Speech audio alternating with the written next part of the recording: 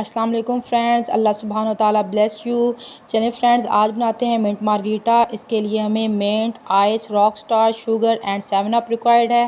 سب سے پہلے ہم 7 اپ ایڈ کریں گے، دین 7 اپ ایڈ کرنے کے بعد ہم اس میں منٹ ایڈ کریں گے۔ جی تو فرینڈز، منٹ کو تھوڑا زیادہ ایڈ کیجئے گا، اس سے ٹیسٹ اچھا آئے گا۔ منٹ ایڈ کرنے کے بعد ہم اس میں شوگر ایڈ کریں گے۔ شوگر آپ اپنے ٹیسٹ کے اکارڈنگ ایڈ کر سکتے ہیں، میں نے 1 ٹی اسپون ڈالی ہے۔